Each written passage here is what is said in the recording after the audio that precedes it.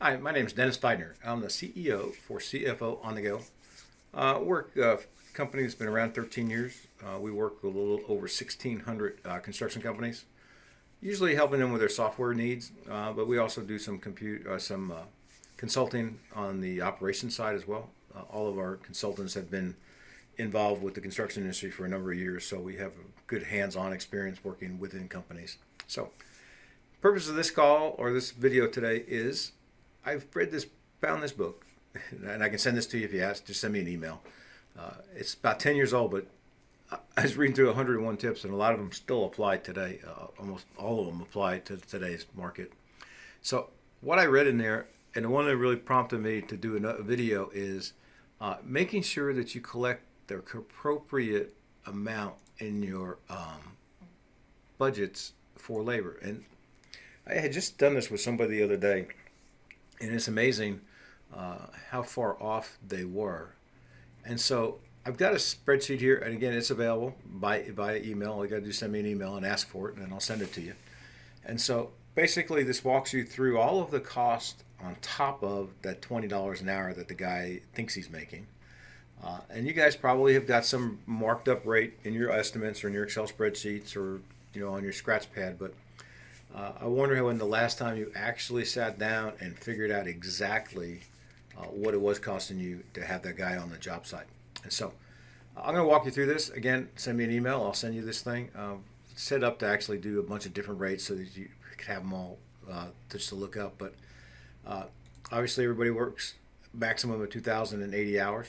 Okay. There's the billable hours that we think he can actually productively work on a job. And I'll show you how we get there in a second. And so I'm doing a field person, and I'm going to turn around and do somebody a little higher price just to show you the differences here. So there's this $20. You have no choice. You're paying that. You're paying that. You're paying this. You're paying this. You're paying this. Workers' comp, and be very careful here. Workers' comp, you're going to look at your workers' comp and you say, okay, he usually works as a carpenter, so I'm going to use 9%, $9 a hundred. You need to make sure that you use the modifier. Some of you guys are probably at 80%, which is great because you have a great safety record. And some of you may be at 1.4, which means you've got a 40% premium on top of the standard rate. So make sure you're picking it up with the right modifier, not just the chart amount. Liability insurance, and then again, this is a field worker, so he doesn't get holidays. He's not getting vacation pay. He's not getting paid when he's sick. So we're going to leave that blank for right now. And then over here we have the yearly cost. What's his insurance cost that we provide for him? $450. Dental. We prorate some office supplies to them as well. In this case, I'll just take that out actually. And this is the overhead per full-time equivalent. And so it's a little tricky number, but you can get there. You're going to want to go through your QuickBooks or whatever software you're using and look at all of the expenses that were not charged to your jobs. Office rent, cell phones, cars, whatever it is. Accounting fees, whatever. That's your overhead, and then figure out how many full-time equivalents you had. Obviously, you hire and fire, but what was the equivalent number of full-time employees? The calculation is down here, so in this way, we came up with $1,200 per employee. So adding all these things in, this guy, although he gets, or woman, gets paid $20, his total billable burden rate is $34.21, but since he's only utilized 1,500 hours out of the year, we actually need to be putting in $47.44 for labor cost on that $20 person. Now, let's take a project manager who makes, we'll say $40 an hour. He probably is going to get 7 holidays at a minimum. He's probably going to get 10 days of vacation, and he's probably going to pay him for some sick pay, right? He's also probably one of the smart guys that's going to put in some money into his 401k, and you may be matching $2,000 on that, okay? He's probably got a cell phone at $50 a month, or probably $75 a month, really more realistic.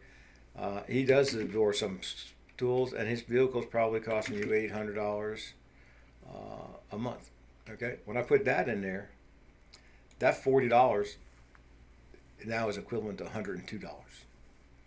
And so, anyway, all I'm saying is I would go through this exercise if you haven't done it in a couple of years, because all of these rates have changed. This has changed. Your modifier may have changed to the good or to the bad.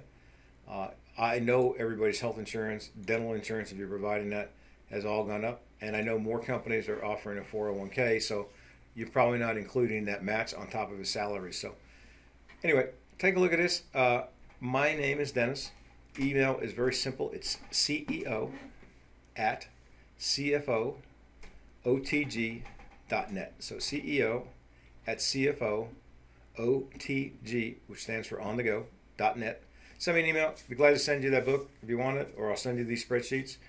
I just set them up across the bottom here. This is the master, but I have one for carpentry and a higher price carpentry guy. So you could have all of your different trades in here. So you can just update those as you start getting increases.